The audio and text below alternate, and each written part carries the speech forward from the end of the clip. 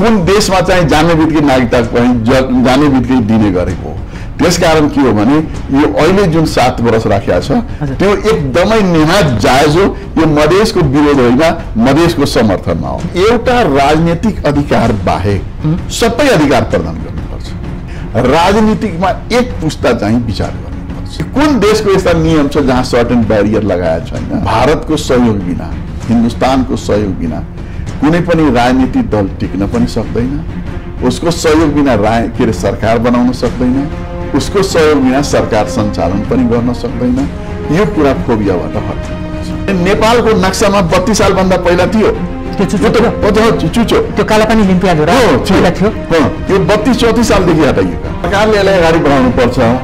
संसद सरकारको होइन, उहाँ सरकारले होइन, किन संसदले अनुमोदन गर्नुपर्छ। नेपालको क्रेडिबिलिटी छैन, नेताहरूको क्रेडिबिलिटी छैन। आज एउटा कुरा, भोलि एउटा कुरा गर्छ।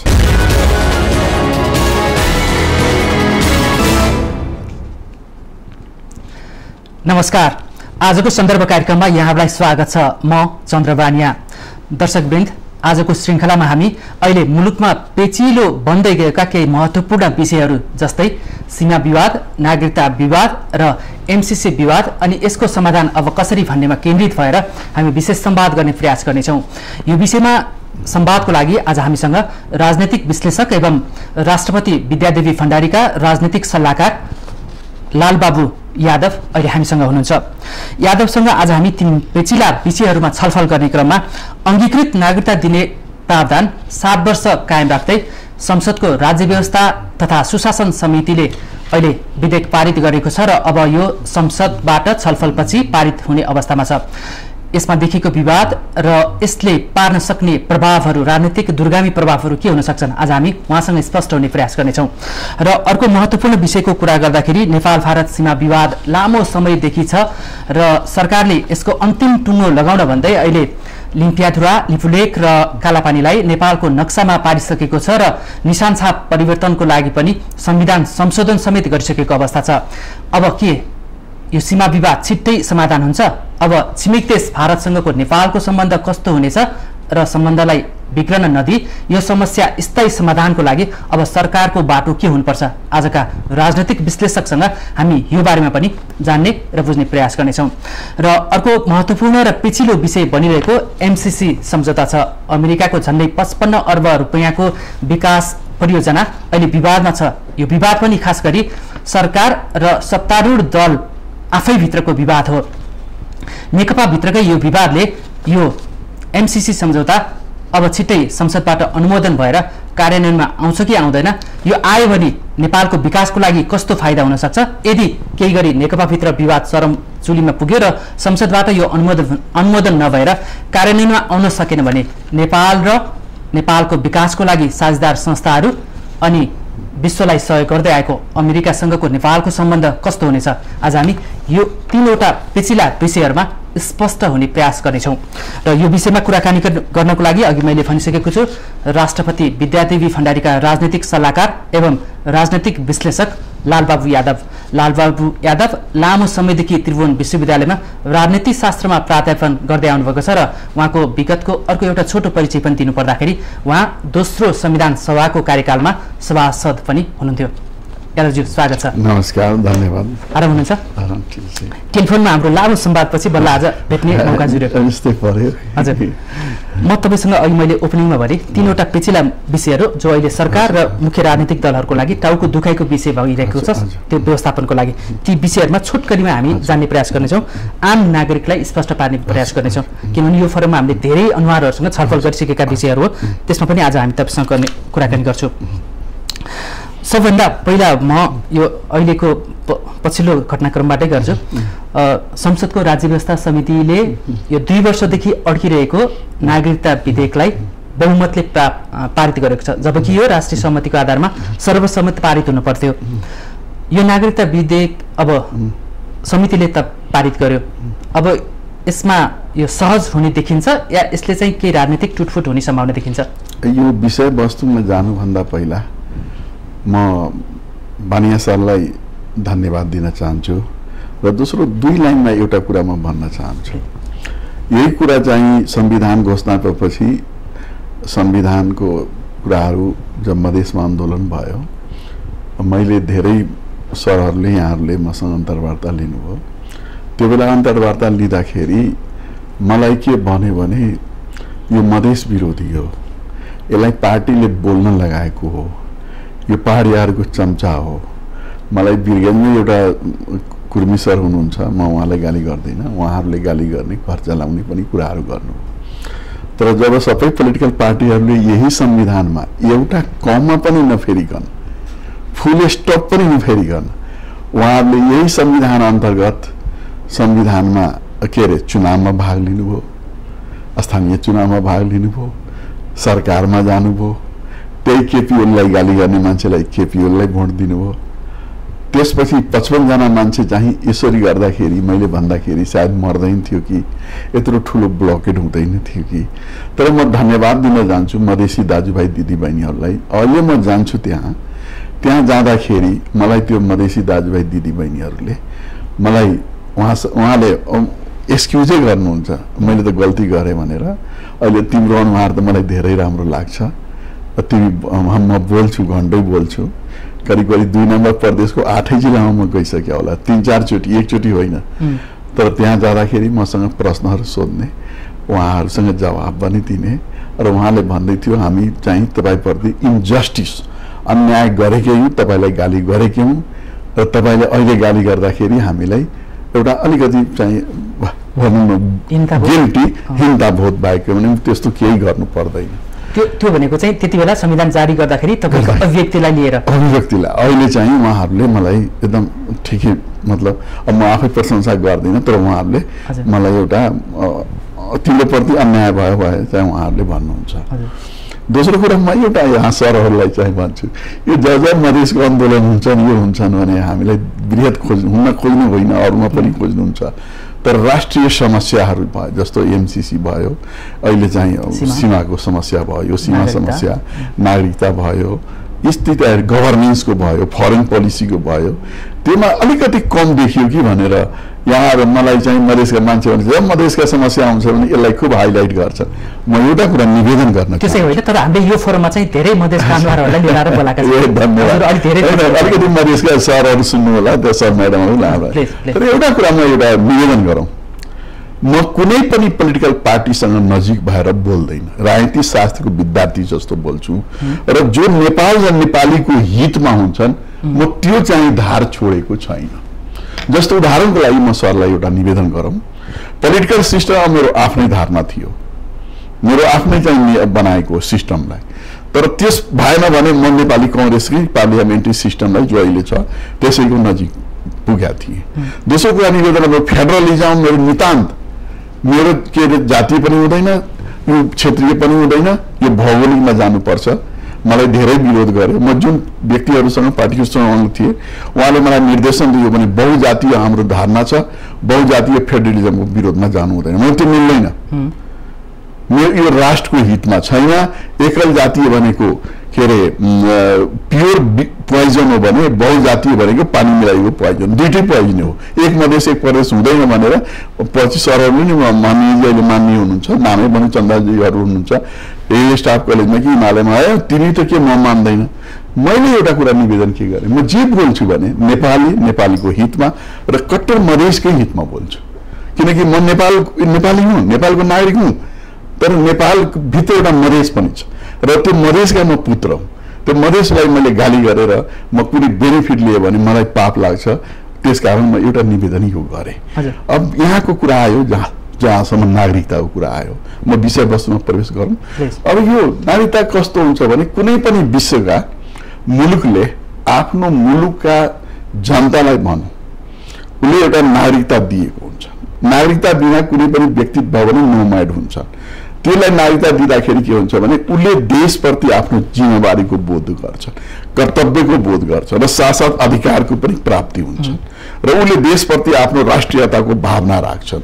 यसका तर हामीले सेनाइल र अल्टर नेसनलिस्टको कुरा गर्ने होइन, प्र्याक्टिकल चाहिँ प्राइमेटिक हुनुपर्छ, र त्यही भएर नेपालको के अरे नागरिकताको कुराहरू आएछ। त्यसकारण हामीले अहिले नागरिकता दिँदाखेरि 2-3टा कुराहरू हामीले अलिक विचार गरिएन। एउटा कुरा के विचार गरिएन भने कहिले नागरिकताको विषयलाई चाहिँ यसलाई हामीले के अर्थ विधेयक भनेर हामीले पेश गर्यौं। एउटा कुरा नागरिकता विधेयक अर्थ विधेयक हुन्छ कि हुँदैन, यो चाहिँ पहिलाको कुरा। अब हामी पोलिटिकल साइन्सको तातापन क्षेत्रमा लाग्नुहुन्छ, फेरि पोलिटिसियन पनि हो, विश्लेषक पनि हो, घण्टौँ लामो तपाईँको व्याख्या जान सक्छ। तर हामी तीन पेचिला विषयमा जाने छलफल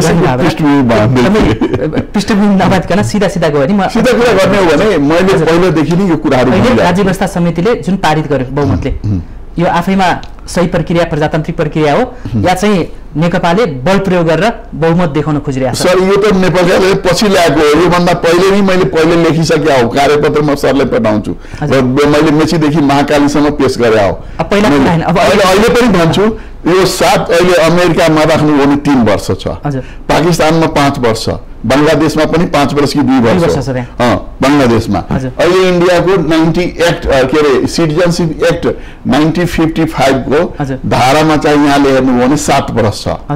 कुन देशमा चाहिँ जाने बित्तिकै नागरिकता जाने बित्तिकै दिने गरेको हो। त्यसकारण के हो भने यो अहिले जुन 7 वर्ष राखिया छ त्यो एकदमै निहायत जायज हो। यो मधेसको विरोध होइन, मधेसको समर्थनमा हो। खाली एकदम निष्कर्षमा जानु हो भने मैले सरले निष्कर्षमा यो सही कदम हो। नेकपाले जुन नेतृत्वदायी भूमिका खेल्यो र समितिबाट पास गर्यो, यो चाहिँ सही नै हो। अहिलेको नेकपाले दियो भने नेकपाले जानुस्, तर देशको हितमा छ, मधेसको हितमा छ। यो तत्कालको लागि चाहिँ नेपाल र नेपालीको लागि हितमा छ कि दीर्घकालीन हितको लागि छ? अहिलेदेखि नै यो दीर्घकालीन, यो त पहिलेदेखि लागू गर्नुपर्ने थियो, अझ पहिले आउनु पर्थ्यो। 1955 मा इन्डियामा आएको हो। 1955 मा यहाँलाई निवेदन गरौँ, नेपालको यो मोहन शमशेरको नातिनी त्यहाँ कर्ण सिंहसँग बिहा गर्नु भएको हो, नाम मलाई याद भएन, सोधराईको नाम। उहाँले चाहिँ 60 वर्षभन्दा बढी बिहा भइसकेको नागरिकता पाएको छैन, किनकि जम्मू काश्मीरमा, अरुणाचल प्रदेशमा, असममा त्यहाँ चाहिँ नागरिकता धेरै जटिल छ। अब तपाईँ मधेसकै अब पुत्र हुनुहुन्छ हैन, हाम्रो रूपमा त अघि भनिरहनु भएको छ, म मधेसको मात्रै होइन, म सिङ्गो नेपाली हुँ, म नेपालको कुरा गर्छु।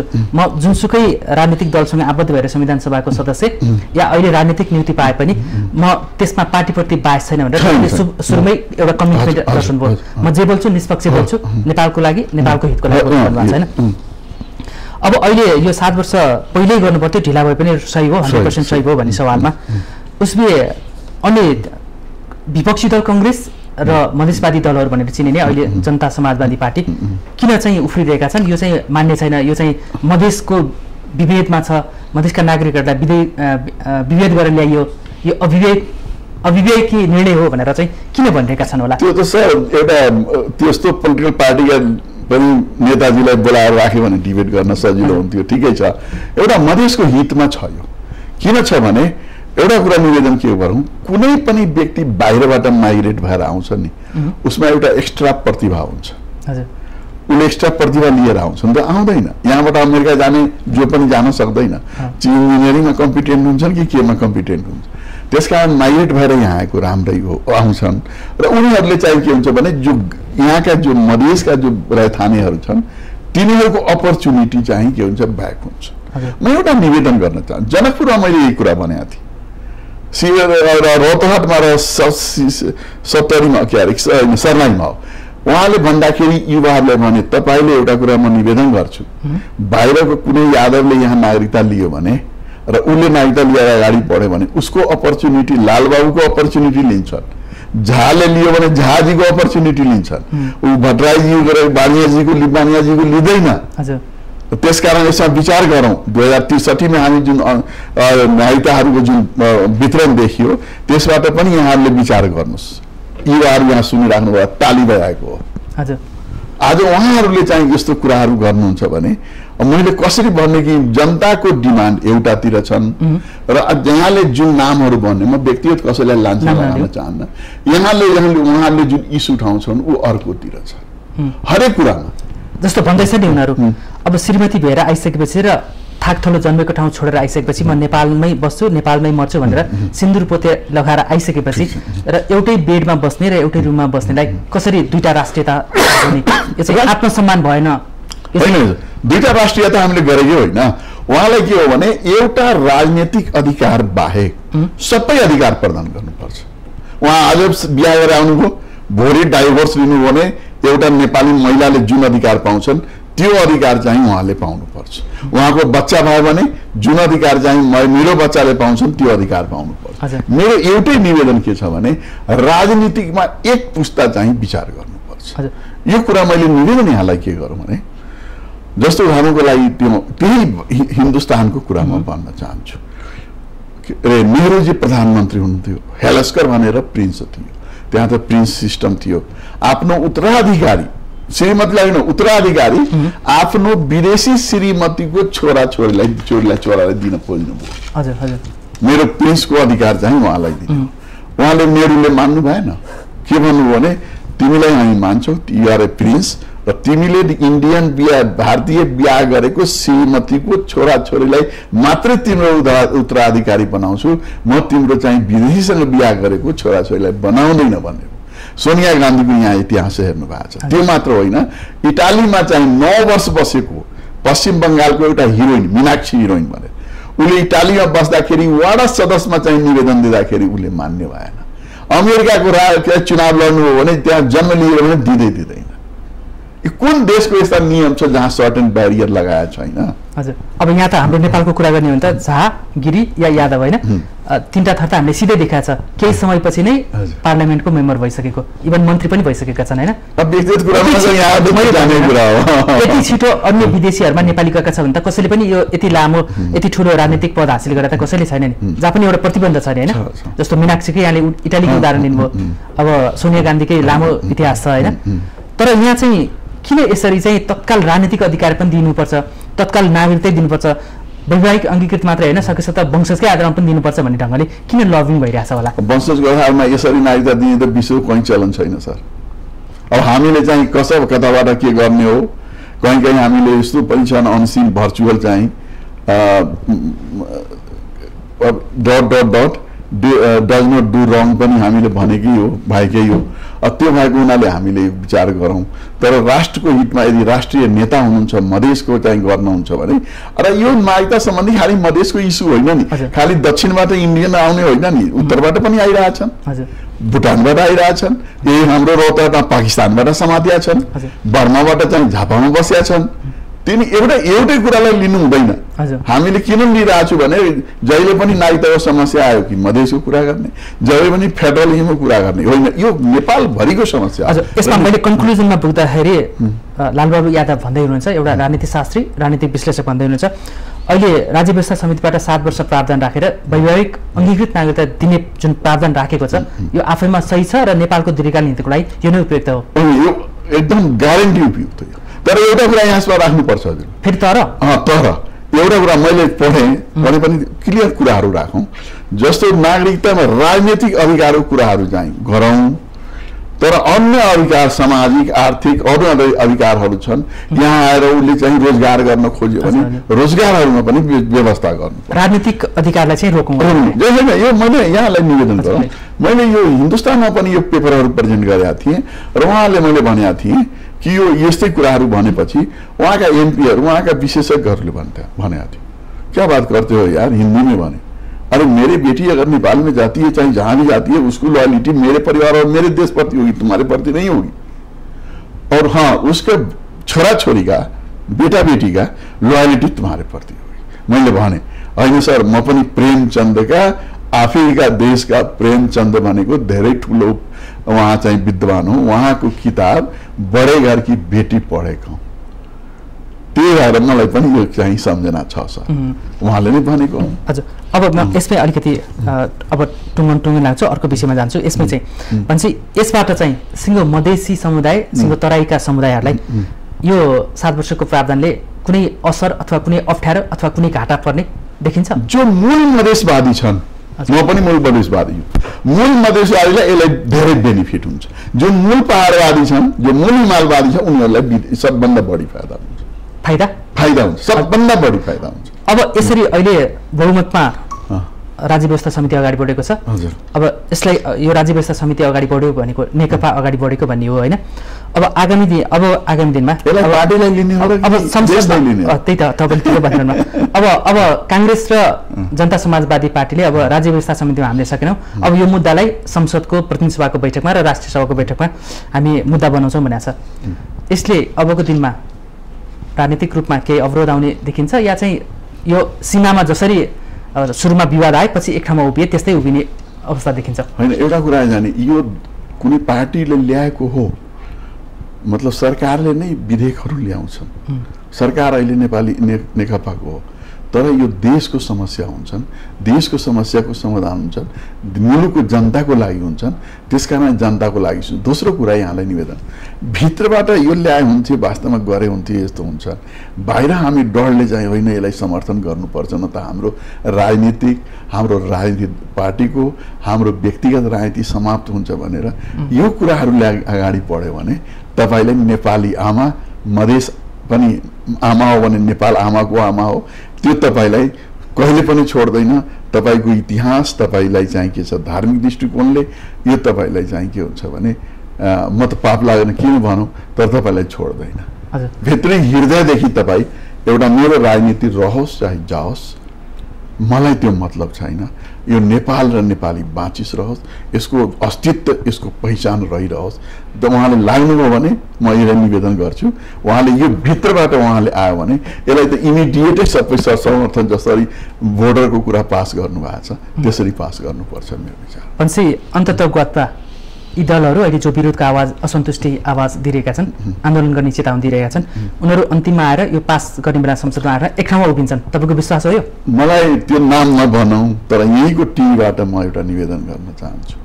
मलाई धेरै नेताहरूले के भन्छन्, लाल तिम्रो कुराहरूमा धेरै कुरा मेरो असहमति पनि छन्, सहमति छ, तर तिमी आफ्नो बाटो अगाडि बढ, हाम्रो त बाध्यता पनि छन् र तिमीले आफ्नो बाटो नछोड भनेर भनेको। धेरै नेताहरू यस्तो छन् भने के गर्ने, हामी त चाहेको पार्टीले नै यसो गर्छन् भने के हो। म नारीको साथ भन्छु, नेपालमा यहाँ बसेर भन्दैछु। मलाई लागेको थिएन लालबहादुर यादवले यति स्पष्ट ढुक्क साथ बोल्नुहुन्छ भनेर, अनि रिजर्भेसनमा बस्नुहुन्छ कि भन्ने लागेको थियो, तर क्लियरली बोल्नु भएको छ। यसमै मेरो अन्तिम प्रश्न चाहिँ, अब तपाईँले भन्नुभयो यो एकदमै सही छ 7 वर्ष प्रावधान, कहीँ पनि छैन भने तपाईँको क्लियरै आयो होइन। त्यसमा मैले मतलब उसले बेरोजगार बसाउनु भयो, अरू अधिकार दिनु, राजनीतिक 7 वर्षको ठिक छ, अझ कतिले त 10 वर्ष 15 वर्ष पनि गर्नुपर्छ भनेर पनि माग गरिरहेका छन् होइन, माग छ होइन। अब दलहरू एउटा कुरा निवेदनहरू, ब्रिटेनमा यो नागरिकता लिनको लागि 3 वर्ष त राखेकै हो, तर उहाँ चाहिँ अध्ययन गराउँछन्, कक्षा लिन्छन्, ट्रेनिङ दिन्छन्। 1 लाख रुपियाँ जति नेपाली चाहिँ के छ भने उसको के अरे पैसा चाहिँ दस्तुर तिर्नुपर्छ, हामीले के तिर्नु। विश्वमा यस्तो प्र्याक्टिस रहेछ, तर हाम्रा नेताहरू चाहिँ विवाह गरेको भोलिपल्टै नेपाली नागरिकता दिनुपर्छ भनेर लग्न गरेका छन्। हास्यास्पद जस्तो लाग्यो होइन। अब अर्को भन्नुहोस्, अब अन्तिममा सबै दल एक ठाउँमा उभिन्छन्, यसको विकल्प छैन भन्ने यहाँको निष्कर्ष रह्यो यसमा होइन। अब यही नागरिकताकै कारणमा चाहिँ अब भारतको अलिकति दबाव र प्रभाव नेपाली राजनीतिमा देखिन्छ। यो नागरिकताको विषयले चाहिँ भारतले आफूलाई अलिकति नेपालले धक्का निरन्तर दिँदैछ भनेर यो नागरिकताको केसमा, अङ्गीकृत नागरिकताको केसमा रिसाउन सक्ने अवस्था, अथवा यही कारण चाहिँ नेपाल र भारत बिचको अथवा अहिलेको सरकार र भारत सरकार बिचको चाहिँ सम्बन्धमा केही चिसोपन आउने सम्भावना देखिन्छ, या यो नियमित नेपालको प्रक्रिया हो, यो अगाडि जान्छ? होइन, यस्तो कुरा के छ भने बडा राम्रो प्रश्न राख्नु। यो पोलिटिकल साइन्स अन्तर्गतको कुरा भयो। कुनै पनि मुलुकले अथवा ठुला मुलुक भयो त साना मुलुक, उसले के चाहन्छ भने मेरो प्रभाव अर्को देशमा रहिरहोस्। फरेन पोलिसीको एउटा नियम हो, यसले आफ्नो जहिले पनि आफ्नो इन्ट्रेस्ट हुन्छ, नेसनल इन्ट्रेस्ट हुन्छ, सेल्फ इन्ट्रेस्ट हेर्छ। त्यसकारण बाहिरी मुलुकले जहिले पनि मेरो जनतालाई अर्को मुलुकमा गएर कसरी फाइदा हुन्छ त्यो देखिकै हुन्छ र गरेको हुन्छ। त्यसकारण त्यो केही न तिता मिठा त हुन्छ नै, तर त्यसको मतलब आफ्नो हाम्रो सोभरेनिटी, आफ्नो अखण्डता, आफ्नो भूभाग, आफ्नो चाहिँ के छ भने जनताको हित छोड्नु हुँदैन। तर त्यसका बावजुद पनि एउटा छ नि, नेपाली राजनीतिज्ञहरू जो नेतृत्वमा बस्छन् र पटक पटक सरकारको नेतृत्वमा जान्छन् र वेटिङ प्राइम मिनिस्टरको रूपमा रहेका भारत परस्त एउटा चरित्र चाहिँ छ नि, कायम छ नि, उरिसौला कि डरौला कि उरिसा भने म चाहिँ त्यो माथि जान सक्दैन कि भन्ने देखिन्छ। हाम्रा राजनीतिक नेताहरू, राजनीतिक दलहरूमा एउटा फोबिया छ। फोबिया हो कि वास्तविकता हो, यहाँले पत्ता लगाउनु। उहाँले के एउटा कुरा कि भारतको सहयोग बिना, हिन्दुस्तानको सहयोग बिना कुनै पनि राजनीतिक दल टिक्न पनि सक्दैन, उसको सहयोग बिना के अरे सरकार बनाउन सक्दैन, उसको सहयोग बिना सरकार सञ्चालन पनि गर्न सक्दैन। यो कुरा फोबियाबाट हट्नुपर्छ। यदि यो फोबियाबाट नहटेको भए, यहाँलाई म निवेदन गरौँ, टङ्कप्रसाद आचार्यले पहिला व्यक्ति हो जो उहाँ क्याबिनेटमादेखि लिएर सबै कुराहरू चाहिँ उहाँले अडान लिएर गर्नु। उहाँले केही समय बस्नु त आज त हामी नाम लिन्छौँ नि।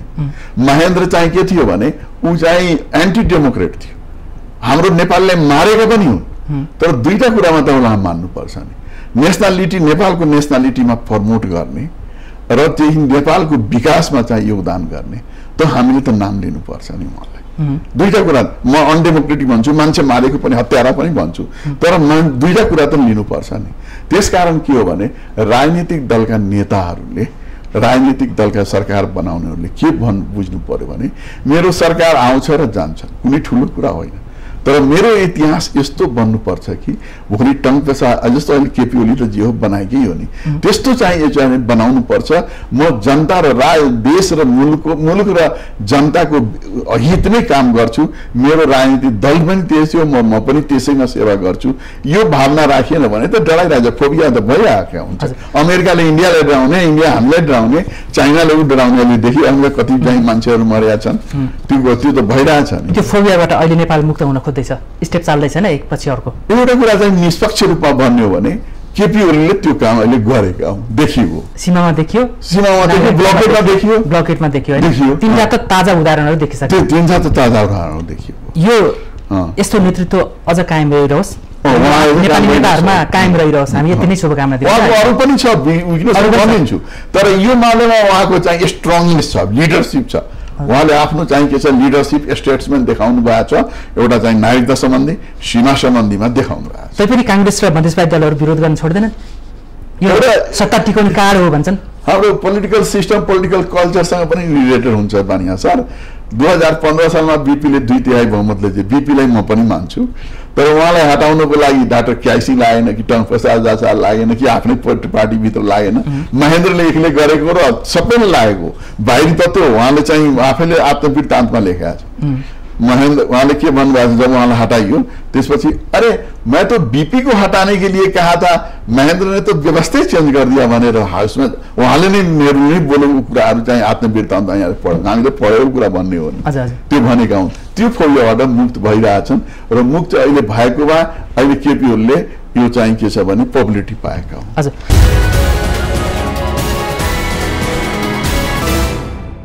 एकदमै क्लियर विचारको लागि यो नागरिकताको सवालमा यहाँलाई म धेरै धेरै धन्यवाद दिन चाहन्छु। र हामी अर्को विषय प्रवेश गर्छौँ, सीमा विषय। अब सीमामा पनि अहिले यो सरकारले, केपी ओली सरकारले एउटा साहसिक कदम र निर्णय गरेको देखिन्छ होइन, चाहे त्यो बेलामा इन्डियाले गरेको ब्लकमा होस् या अहिले सीमा विवाद चुलिएपछि भारतले खुल्या राजनीतिक नक्सा सार्वजनिक गर्ने, नेपाली जमिनमा सडक बनाउने उद्घाटन गर्ने गरेपछि यो नेपाल सरकारले पनि अब गतिले जवाफ दिएको अवस्था छैन। अब लिपुलेक लिम्पियाधुरा कालापानी क्षेत्रलाई त नेपाल सरकारले आफ्नो नेपालको नक्सामा सार्वजनिक गर्यो र अब निशान छाप परिवर्तन गरिसकेका छ, संविधान परिवर्तन गरिसकेका छ। अब यसबाट छिमेकी देश भारत अहिले अलिकति कुडिएको अवस्था देखिन्छ, सम्बन्धमा पनि अलिकति चिसो पनि देखिन्छ होइन। यो सम्बन्ध अहिले मिडियाहरूले देखाएको जस्तो मात्रै अलिकति चिसेको जस्तो हो या साँच्चीकै भारतीय शासकहरू चाहिँ अहिले नेपालको यो नेतृत्वसँग र नेपाली शासकसँग रिसाइरहेको अवस्था देखिन्छ? विश्लेषक रूपमा कसरी बुझ्नु भएको छ? होइन, यसमा केही न केही चिसो पनि भएकै म यहाँलाई निवेदन गर्छु। शासक मार्फतै भइरहेछ कि मिडिया मार्फत चाहिँ? होइन, अलिकति मिडियाको पनि कुरा गरौँला, इन्टेलेक्चुअल कुरा गरौँला। पहिला अलिकति ब्रिफ चाहिँ हिस्ट्री 1 लाइन 2 लाइनमा भन्नुपर्छ। यो कस्तो भयो हजुरको 1816 मा सन्धि भयो सुगुडी। ब्रिटिसहरू चाहिँ त्यो बेला चाहिँ विश्वमा शासन गर्ने, कहिले पनि सुझ्न हस्ताउने। अहिले चाहिँ के भयो भने हामीले चाहेर पनि नचाहेर सुगौली सन्धि गऱ्यौँ 1816 मा। अरे 5 मा चाहिँ के छ भने यो कालापानीको पूर्वतिर हाम्रो पश्चिमतिर उहाँ भएको त्यो बेला चाहिँ भएकै हो र त्यही बेलादेखि हामी चाहिँ लिम्बुधारा चाहिँ र कालापानी नेपालले युज गरेको। हामीले एउटा कुरा के हेरौँ हजुरको, चन्द्र शमशेरले एउटा चिठी लेखेको छ त्यहाँका मान्छेहरूलाई, हेर न्याय गर्नुस्, कसैलाई काखा र पाखा नगर्नुस्, न त पाप लाग्छ के लेखेकै हो। त्यही गाजी नाभीहरू चाहिँ जहाँ के सवालमा चाहिँ यो पत्र होइन, उहाँले चाहिँ कन्फ्लिक्ट जहाँ पनि सोसाइटी जहाँ हुन्छ त्यहाँ चाहिँ कन्फ्लिक्ट भइहाल्छ। अनि चन्द्र शमशेर यहाँबाट शासन गर्ने गाह्रो, त्यहाँ त अलिक टाढा छ। अनि उहाँले चाहिँ जाँदा लेख्दाखेरि यहाँबाट उहाँका गण्यमान्य व्यक्तिहरू, उहाँका आफ्नो चाहिँ उत्तर के अरे रिस्पोन्सिबिलिटी दिएको व्यक्तिहरूलाई उहाँले चिठी लेख्नु भएको छ। समस्याको समाधान छिटो गर र समस्याको समाधान न्यायपूर्वक गर्न, कसैलाई काखा पाखा नगर, न्यायपूर्वक गर्ने भनेर चन्द्र शमशेरले चिठी लेखेको। त्यहाँ हामी डकुमेन्टै छ। नाभीगञ्जीहरूको चाहिँ के छ भने कुराहरूको त्यहाँका जनताहरूले त्यहाँ ट्याक्स तिरेको पनि छन्। मोहन सिंहले ट्याक्सै तिरेका छन्। के 18 सालमा जनगणना भएको, 15 सालमा निर्वाचनमा भाग लिएका हुन्। यो त हामी प्रमाण छ नि।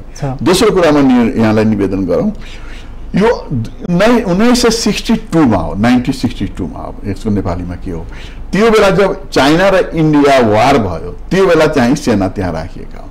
हुन त एकजना गवाली सरले भन्नुभएको छ यो 9 सालमा राखेको हो, यो के अरे 1962 भनेको कति साल, 18 सालमा होइन, 17-18 सालमा होइन, 9 सालमा राखेको हो, 1952 मा नै राखेको उहाँले भन्नुभएको छ। त्यो पनि हिस्ट्री हामीले पढ्दाखेरि त 62 देखाएको हो।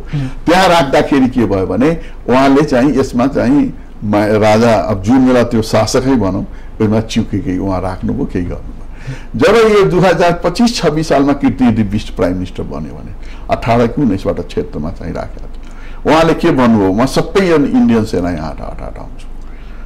अनि उहाँले हटाउन खोल्नुभयो, एउटा चाहिँ अरू ठाउँ हटाउनु भयो, त्यहाँ हटाउन सक्नु भएन। तर एउटा कुरा 16 हटेको, एउटा बाँकी रह्यो, एउटा कि दुईटा हो, एउटा मात्र हो। अनि के भने तिमी चाहिँ सेना हटाऊ, म तिमीलाई हटाउँछु भनेर उसलाई पनि हटाइयो। इन्डियाले प्रेसर, अब कहाँबाट प्रेसर हो, प्रेसर त इन्डियालाई पनि प्रेसर हो नि। बलराम भगत फरेन मिनिस्टर, राजीव गान्धी प्रधानमन्त्री, अनि उहाँले लिबियाले चाहिँ अमेरिकालाई बम्बार्डिङ गर्यो, अनि लिबियाले बम्बार्डिङ गर्यो भने बलराम भगतले हाउसमा ठुलो विरोध गर्यो, अनि उसलाई हटाउनको लागि चाहिँ अमेरिकनहरूले सोनियाको ससुरालाई इटालीमा प्रेसर गर्यो, ससुरा चाहिँ प्रेसर गर्यो राजीव गान्धीलाई, उसले हटायो कि यो अब के भन्यो भनेपछि तत्कालीन प्रधानमन्त्री जो राजाको शासनकाल थियो त्यति बेलादेखि नै हटाउने प्रयास चाहिँ भइरहेकै रहेछ। मतलब कीर्तिजी गरेको हामीले इमानदारी पूर्वक राख्नुपर्छ। त्यसपछि के भयो भने यो 32 सालमातिर हो, 34-32 सालमा यो के हो भने नेपालको नक्सामा 32 सालभन्दा पहिला थियो चुचो, त्यो कालापानी लिम्पियाद्वारा पहिला थियो। यो 32-34 सालदेखि हटाइयो। अब कसरी हटायो, यहाँहरूले मिडियाहरूले बढी यसलाई चाहिँ गर्नुपर्छ, बढी कन्फ्लिक्ट भयो। त्यसपछि के भयो भने यो पहिलाचोटि हजुरको यो बहुदल आइसकेपछि प्रेम सिंह धामीले हाउसमा यो पुरा उठाइएका, कञ्चनपुरबाट निर्वाचित नेकपाका सांसद, त्यो कञ्चनपुरको हो। अनि अब जे होस्, मैले प्रेमसिंह अथवा कञ्चनपुर त्यतैबाट नेकपा हो भने त्यो पनि मलाई थाहा भयो, एमालेको सांसद तर उठाएको हो। मैले डकुमेन्टहरू सबै अध्ययन गरेँ। उसले पहिलाचोटि हाउसमा यो सेना हटाउनु पर्छ, यो हाम्रो हो भनेर राख्दा, तर अब उसको त कसरी के भयो मैले चाहिँ सुनेको, के बित्नुभयो। त्यसपछि यो कुरा कसैले उठाउन सकेन। अब के भयो, फाटाफुट कम्युनिस्ट पार्टीहरूले यो उठाउँदै आएको देखिन्थ्यो, इन्फर्मल विपक्षमा हुँदाखेरि, सत्तापक्षमा होइन, सत्तापक्षमा। अब यसको एमसीसीमा आउँदा फेरि यसमा कुरा गर्छ। अनि यो के भयो भने हजुरको त्यसपछि चाहिँ यो मोदीजी जित्नुभयो दोस्रोचोटि। उहाँले के गर्नुभयो भने यो काश्मीरको इस्यु 2017 हटाउँदाखेरि नयाँ नक्सा जारी गर्नुभयो। हाम्रो नक्सा, मेरो भनौँ, यो हाम्रो जुन लिम्फूधारा लिपुलो कालापानीको उहाँले नक्सामा ल्याउनुभयो। अब ल्याएपछि त हामीलाई पनि अप्ठ्यारो भयो। सदियोदेखि 2032 भन्दा पहिलादेखि छ, पहिलादेखि उहाँकै एग्रिमेन्ट गरेको। हामी अलिकति चाहिँ उ भएको चाइना र इन्डियाले उहाँले पनि सन्धि गरेका हुन्। म्याक भनेको ब्रिटिस चाहिँ एउटा मिलिट्री थियो, के थियो, प्रमुख थियो, उनीहरूले गरेका। अहिले चाइनाले के भनेको छ भने यो म्याकमोहनमा मान्दैन। किन मान्दैन भने तिनीहरू बलियो थियो, त्यो बेला जबरदस्ती चाहिँ हामीले चाहिँ गरेको। त्यसपछि चाहिँ उसले सियाचिन ग्लेसियर, मानसरोवर, लद्दाखहरूको कुराहरू लिएको छ। अहिलेसम्म छ कति 4000 वर्ग किलोमिटर कति मिटर चाहिँ उसले खोपाई गरे। हामी सायद अलिकति मिलिट्री क्यापेबिलिटी भएर केही भएर सानो भएर चाहिँ हामीले वार्ताबाट गरे, हामी झगडा गर्न चाहँदैनौँ। तर के हो भने नेपालकै नक्सा हो, हामीले नेपालले कुराहरू गऱ्यौँ। निकालेपछि चाहिँ यसले चाहिँ हामी जुन दिन चाहिँ नेपाल, हामी संसदलाई, नेपालीहरू, नेपाली नेताहरूलाई धन्यवाद दिनुपर्छ कि उहाँले के अरे हाउसबाट सर्वसम्मतिले पास गरेका हुन्। र पास गरेपछि के भयो भने भोलिपल्टै श्रीवास्तव कुन उहाँको चाहिँ छ, उहाँले यो म मान्दैन भन्नु। अब यादव सर, हामी समयको अन्तिम बन्दिन्छ। अब अहिले यहाँले भन्नुभयो यो 32 सालसम्म लिम्पियाधुरा कालापानी लिपुले नेपालको नक्सामा थियो, 32 सालपछि हटाइएको हुन्छ। त्यसकारण प्रमाणहरूले बोल्छ त्यो नेपालकै हो। भारतीय शासकहरूलाई राम्रै थाहा छ। यशवन्त सिन्हाले पनि भनिराख्नु भएको छ, विश्व हिन्दू सङ्घले पनि कुराहरू उठाइरहेको छ, सुदले त नेपालकै हो। अबको कूटनीतिक वार्ता नेपालको पक्षमा भारी छ। सरकार कसरी अगाडि बढ्नुपर्छ अब यसमा चाहिँ? सरकारले दुईटा कुरा हुन्छ। एउटा त मिडिया, मैले मिडियालाई एउटा निवेदन गर्छु, यो मिडिया, नेपालको मिडिया र हिन्दुस्तानको मिडिया बढी पोइजनिङ गर्यो। नेपालको भन्दा इन्डियाको मिडियाले होला, नेपालको पनि गर्यो। अहिले त हामी एउटैलाई दोष दिनु हुँदैन। यसले हामीले कूटनीति तर्फबाट सौहार्दपूर्णबाट ट्र्याक 1 ट्र्याक 1.5 ट्र्याक 2 बाट चाहिँ हामीले चाहिँ वार्ताहरू गर्नुपर्ने। ट्र्याक 1 भनेको कर्मचारी तह हुन्छ कि विकेससम्मको हुन्छ कि अथवा उच्च राजनीतिक तह? उच्च राजनीतिक। अबको आवश्यकता उच्च राजनीतिक भनिमा छ। अब कर्मचारी तहबाट टुङ्गिनेवाला छ। हैन, कर्मचारीहरूको यस्तो भयो कि यो सब बेकुब जस्तो प्रमाण लुकाएको भन्ने कुरा आइसक्यो। यो शब्द प्रयोग गर्दा खासै आपत्ति नहोला, किनभने 32 सालसम्म नेपालको नक्सामा रहेको लिम्पियाधुरा पछि त्यही घुसिया कर्मचारीहरू मिलेर नक्साबाटै हटाइदिए। भले त्यसमा राजनीतिक कायर सरकारहरू पनि परे, को परे यति बेलामा? को पर्यो त्यो त हैन। 32 सालसम्म जसले नेतृत्व गर्यो त्यो कायर सरकार नेपालको नक्साबाटै हटाइदियो हैन। अबको कूटनीतिक वार्ता सरकारले कसरी अगाडि बढ्नुपर्छ? अब एउटा कुरा, यसको डायलग हामी अहिले सेनापतिजीले पनि भन्नुभएको छ, उहाँले हामी तयार हुनुपर्छ। राष्ट्रिय अखण्डता, राष्ट्रिय सार्वभौमशक्ता, भू राजनीतिले हाम्रो भू जियोग्राफीको लागि उहाँले मिलिट्री हाम्रो सुरक्षाको योजना। तर हामीले अर्को कुरा एउटा के हेर्नुपर्छ भने हामीले हरेक कुराहरूलाई भू राजनीति आफ्नो देशको क्षमताहरू विचार गर्नुपर्छ। हामीले एकैचोटि त्यस्तो बन्नु हुँदैन। अर्जेन्टिनाको एउटा फरेन मिनिस्टर क्यास्टो मेन्डिज थियो, फकल्यान्ड काण्डमा के भयो थियो, मैले ब्रिटेनलाई म 24 घण्टामा सिद्ध्याइदिन्छु, नामी निशान मिटाइदिन्छु र मैले चाहने हामी कुनै पनि इम्पोसिबल र के अरे झुक्ने त कुनै डिक्सनरीमा नै छैन भन्नुभयो। तर त्यही मार्गरेट थ्याचरले 24 घण्टामा चाहिँ अब जे गरे यहाँलाई थाहा छ। त्यसकारण हामीले एउटा कुरा के गर्नुपर्छ भने वार्ताद्वारा, कूटनीतिक वार्ताद्वारा डायलग आफ्ना प्रमाणसहितै गर्नुपर्छ। तर हाम्रो नेपाली पनि के मिल्नुपर्छ हजुरको, जस्तो एउटा कमिटी गठन टेक्निकल भयो, प्रमाण सङ्कलनको लागि यो गर्नुपर्छ। यसमा सबैको समर्थन हुनुपर्छ। केपीओलीको होइन, यो नेकपाको होइन, यो नेपालीको हो। यसमा त सबैले प्रतिबद्धता पनि जनाइसकेका छ। बैठक गर्नुभयो, मलाई सहयोग गर, म यसको लागि चाहिँ लड्छु, म अन्तिम टुङ्गोमा पुर्याउँछु भने सबै दल एक ठाउँमा उभिएको अवस्था छैन। अब यहाँले भन्नु सबै प्रमाण नेपालको छ, इन्डियालाई पनि थाहा छ, 32 सालसम्म नेपालकै नक्सामा थियो भनेपछि अब लामो समय रोजगार गरेको झन्डै 63 वर्ष भारतीय सेना नेपाली जमिनमा बुट बजारिरहेका अवस्था छ। अब उसले यो सबै प्रमाणका साथ कूटनीतिक वार्ता अगाडि बढाउँदाखेरि अब उसले सजिलै कालापानी लिम्पियाधुरा क्षेत्रबाट भारतीय सेना हटाउँछ या हटाउँदैन, के अनुमान गर्न सकिन्छ? एउटा कुरा, एउटा निवेदन यसमा छुट्यो भने त्यो बेला यदि चाहिँ भारतीय सेना त्यहाँ नभएको, त्यहाँ भए के अरे नेपालको टेरिटरी नभएको भए चाइनाले त्यहाँबाट पनि धपाउँथ्यो इन्डियाले त्यहाँबाट सेना धपाउँथ्यो उसले। तर नेपालको बोर्डरमा हात नहालौँ, नेपालतिर नजाउँ भनेर छोडेको। नेपालको आग्रहमा चाहिँ इन्डियाहरू त्यहाँ बस्न सक्यो, चीनले पनि आक्रमण गरेन। चीनले नआक्रमण गरेको एउटै कारण थियो कि यो टेरिटोरी चाहिँ नेपालको, तर अरू ठाउँमा गर्ने उहाँ छोड्दिने। त्यो त जगजाहेर भइसकेको, यति पछिल्ला पुस्ताहरूलाई थाहा भइसकेको कुरामा पनि भारतीय शासकहरू नेपालको भूमिप्रति किन गिद्धे दृष्टि लगाइरहन्छन्? अब त 71 पोइन्टमा चाहिँ छ, खाली कालापानी हामीले हेर्छौँ। मेरै रौतहट जिल्ला हो, त्यहाँ 8 देखि पश्चिमसम्म होइन हजुरको मैले एउटा निवेदन 8 किलोमिटर भन्दा पछि के छ भित्र इन्टरनेसनल लको नियम हो, बाँध बाँध्नु पर्दैन। तर हामी एउटा चेक गरौँ, बैरिनिया रौतहटको चाहिँ गौरको छेउमा बैरिनिया छ, बैरिनियामा बाँध बाँधेको छ 8 मिटर, मलाई लाग्छ मुस्किलले 8 मिटर होला। भनेपछि कालापानी क्षेत्र मात्र होइन, सुदूरपश्चिमको पश्चिमसम्मै जहाँ जहाँ नेपाल भारत सीमा जोडिया छ अधिकांश अतिक्रमित छ। अब अहिले असार लागिसकेको छ होइन, अब फेरि बाढी होइन कति देखिने हो। एउटा कुरा यहाँलाई निवेदन म गरौँ, यो जति पनि यो दक्षिणका सीमाहरूको सुरक्षा गर्ने मधेसी दाजुभाइले गरे हो, न मिलिट्री गरे हो, न पुलिस गरे हो, न काठमाडौँको जुन धोती भन्नुहुन्छ, भैया भन्नुहुन्छ, मर्सिया भनेर सुरक्षा त्यो सीमा क्षेत्रमा कहिले पुग्न सक्यो? त्यहीको स्थानीय जनताले सीमा सुरक्षा गरिरहेका छन्, जसलाई काठमाडौँमा अपहेलना गरिन्छ, अपहेलित गरिन्छ, उसलाई विदेशी जस्तो व्यवहार गरिन्छ, विदेशी भन्दा पनि तल व्यवहार गरिन्छ। भनेपछि हामी ढुक्क भयो हुन्छ कालापानी लिम्पियाधुरा क्षेत्रबाट भारतीय सेना छोड्नु पर्छ। भारतको विजय त जहाँ पनि हुन्छ। भारतले घुँडा टेक्ने बेला आयो, घुँडा टेकाउने कुरा हामी नगरौँ, हामी किन उनीलाई गाली गर्ने हिँड्ने? उहाँलाई के भने मेरो भूमि छोड, नेपालको जमिन छ भनेर नक्सा ठुलो हो। तपाईँकै प्रधानमन्त्रीले विदेश मन्त्री हुँदाखेरि आइके गुजरालले एउटा 5 पोइन्ट डक्ट्रिन, गुजराल डक्ट्रिन लेख्नु भएको छ। उहाँले के भन्नुभएको छ, रेसिप्रोकल चाहिँ गर्नु हुँदैन इन्डियाले। ठुलो कन्ट्री, हामी ठुलो कन्ट्री हो, हामी आफ्नो छिमेकी कन्ट्रीहरूसँग लिने होइन कि दिने हो भनेर त्यो उहाँले पढ्नु पर्यो। दोस्रो कुरा चाहिँ मोदीजीले के भने हो भने कन्सन्ट्रेटिङ सेन्टर भन्छन्, त्यो एउटा चाहिँ अलिक गाह्रो छ। तर उहाँले के भन्छ, never policy, never foreign policy is first भन्नु।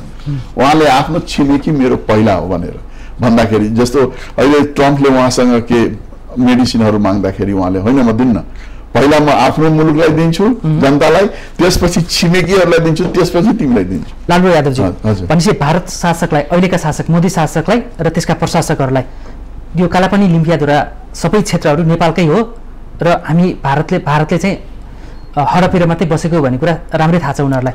राम्रो थाहा छ, किन नहुने, एकदम राम्रो थाहा। भनेपछि नेपालको भूमि नेपाललाई अब छिटै आउँदैछ, मतलब आउनुपर्छ, आउँछन् होइन। तर एउटा कुरा अहिले यहाँ अन्तर्राष्ट्रियकरण गर्ने इन्टरनेसनल कोर्ट अफ जस्टिसमा बेला भएको छ।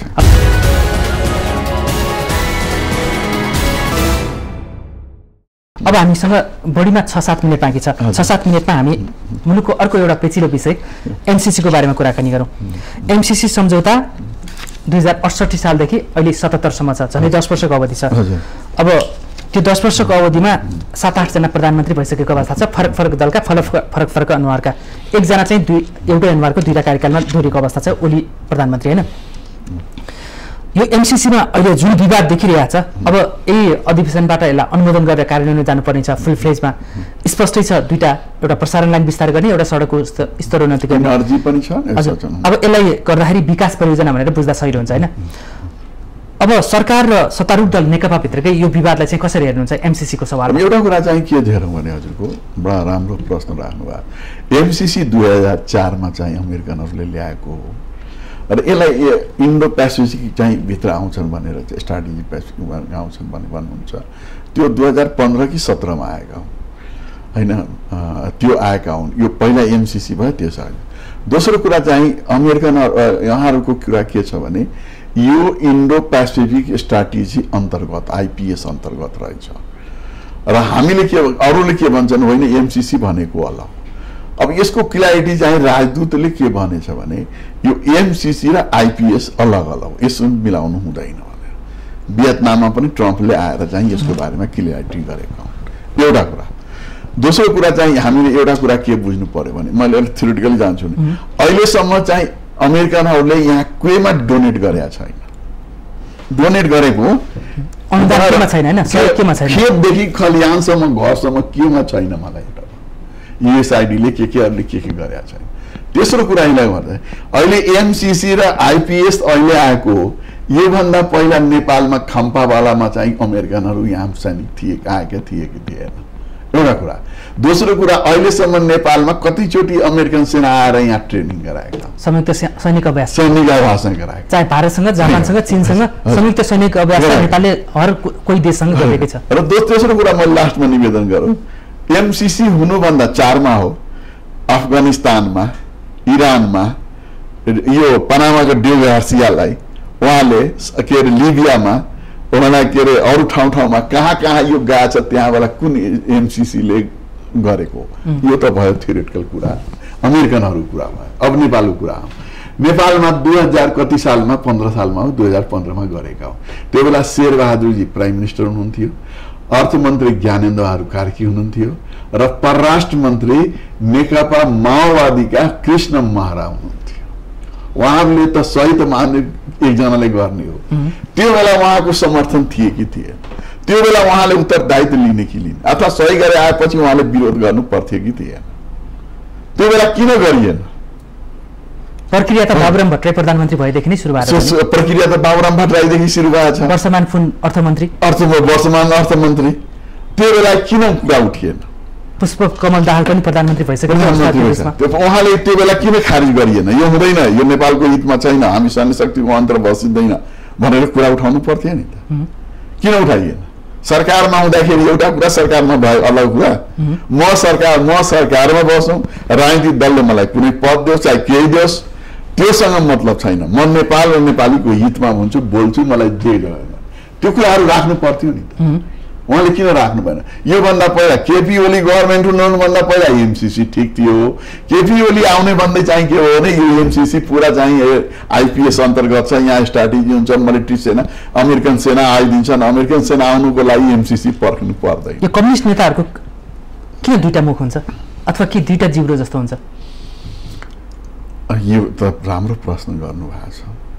यस्तो गर्नु भनेको कम्युनिस्टहरूले यसरी किन गर्नुहुन्छ? कमसेकम एउटा पार्टीले त फलानुले डज नट डु रङ भन्छन्, उसले जे भन्छ त्यसैमा चाहिँ पुरै चाहिँ ओपन चाहिँ समर्थन गर्छन् हैन।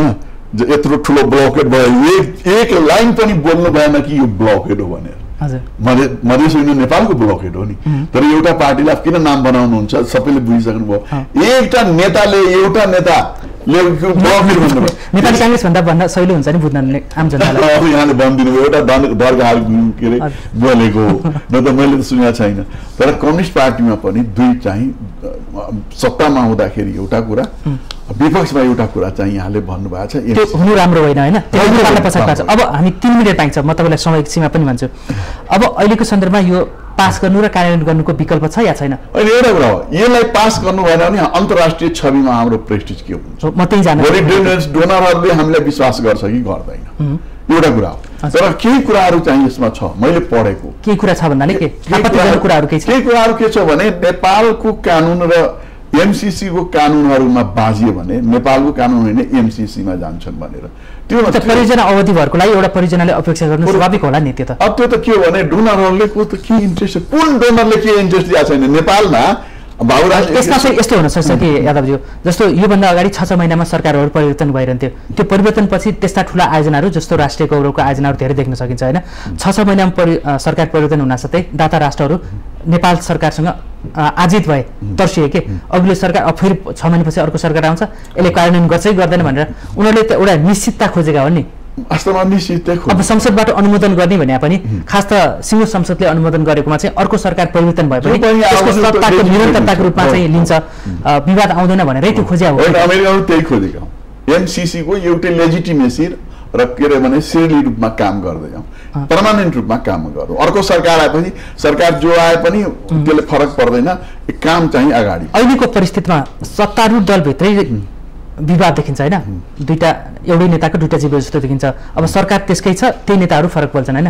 यो सरकारले संसदबाट यसलाई अनुमोदन गरेर कार्यान्वयन ल्याउँछ कि अथवा चाहिँ यसलाई थाती राख्ने अवस्था होइन? यो सरकारले यसलाई अगाडि बढाउनु पर्छ। संसद सरकारको होइन, उहाँ सरकारले होइन, किन संसदले अनुमोदन गर्नुपर्छ। उसले संसदले अनुमोदन गर्यो भने कार्य अगाडि बढाउनु पर्छ। संसदले फालिदियो भने होइन यो हुँदैन भनेर त उहाँले ब्याक हुनुपर्छ। यदि प्रथम कदाचित कम्युनिस्ट नेताहरू विभक्त हुने अवस्था आयो भने अब सरकार त पछि हट्न सक्ला।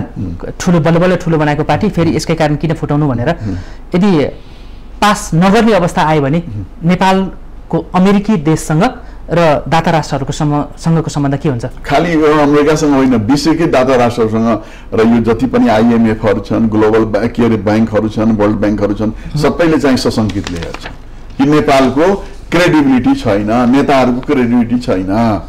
आज एउटा कुरा भोलि एउटा कुरा गर्छन्। विकास आयोजनाहरू, आउने आयोजनाहरू र अनुदानहरू अब अहिलेको त हेर्नु, अहिले ग्लोबल जुन रिसेसन चलेको छ, यो कोरोनाले चलेको छ, भोलि 5-6 लाख रुपियाँ 6 लाख व्यक्तिहरू विदेशबाट आउँछन्, उहाँहरूको चाहिँ समस्याहरू छन्, रोजगारको समस्याहरू छन्, विकासको समस्याहरू छन्। र यो कुरा यहाँले होइन, राजा महेन्द्रले कोदारी राजमा रहँदाखेरि नेपाली राजा कम्युनिस्ट भयो भने त्यो हल्ला पिजाइ यही हो होइन? भनेपछि यादवज्यू तपाईँ राष्ट्रपतिको सल्लाहकार पनि हुनुहुन्छ, राजनीतिशास्त्री पनि हुनुहुन्छ, विश्लेषक हुनुहुन्छ। तर मैले यहाँ बोलेको बुझ्नुहुन्छ होइन कि एमसीसी सम्झौता, अमेरिकी सहयोग सम्झौता नेपालको लागि, नेपालको विकासको लागि, नेपाली जनताको लागि अपरिहार्य हो? अपरिहार्य।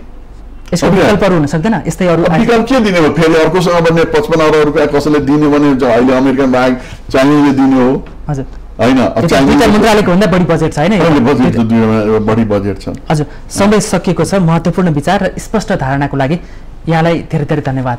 अनि मलाई पनि बोलाउनु भयो, बानिया सरलाई एकदम राम्रो एउटा रिपिटेसन छन्, बडा अध्ययन गरेर बोल्नुहुन्छ। मलाई पनि डर लागेको थियो के बोल्ने हो, उहाँ त बडा खोतेल्नुहुन्छ। र मैले जे बोले हूँ मलाई राष्ट्रपतिको सल्लाहकार पनि भन्नुभयो। तर मैले एउटा निवेदन के गरौँ भने म पूर्णतः एउटा राजनीति शास्त्रको विद्यार्थी र नेपालको नागरिकको हैसियतले बोले हो। अरू मेरो कुनै स्वार्थ पनि छैन, मेरो कुनै डर पनि छैन। त्यसकारण मैले यहाँले बोलाउनु भयो। उहाँ आदरणीय दाजुभाइ दिदीबहिनीहरूले सुनेपछि तपाईँहरूले गहन अध्ययन गर्नुहोस्। मैले गल्ती भनेको छु भने बानिया सरको चाहिँ ऊ मार्फत चाहिँ मलाई के अरे रिस्पोन्स गर्नुहोस्। मैले गल्ती सम्झिन्छु भने म स्वीकार गर्छु, गल्ती मैले चाहिँ बुझिनँ भने म सही छु भने कुनै पनि हातमा ब्याक हुँदैन। धन्यवाद। फेरि धन्यवाद। आदरणीय दर्शकवृन्द, आजको सन्दर्भमा आज हामीले मुलुकमा पेचिला बन्दै गएका 3 महत्त्वपूर्ण विषयहरू, एमसीसी सम्झौता, सीमा विवाद र नागरिकता विवादको सन्दर्भमा अब मुलुक कसरी अगाडि बढ्नुपर्छ र आम नेपालीको हितमा के हुन सक्छ, दलहरू कसरी अगाडि बढ्नुपर्छ भन्ने सवालमा केन्द्रित भएर आज हामीले राष्ट्रपति विद्यादेवी भण्डारीका राजनीतिक सल्लाहकार एवं राजनीतिक विश्लेषक लालबाबु यादवसँग स्पष्ट हुने र आम जनतालाई स्पष्ट पार्ने प्रयास गर्यौं। यो प्रयास हाम्रो जारी रहनेछ। आजको श्रृङ्खला यति नै। आजको सन्दर्भबाट म चन्द्रबानिया बिदा हुन्छु। सत्य, तथ्य र निष्पक्ष समाचारको लागि माउन्टेन टेलिभिजन हेर्दै रहनुहोला। नमस्कार।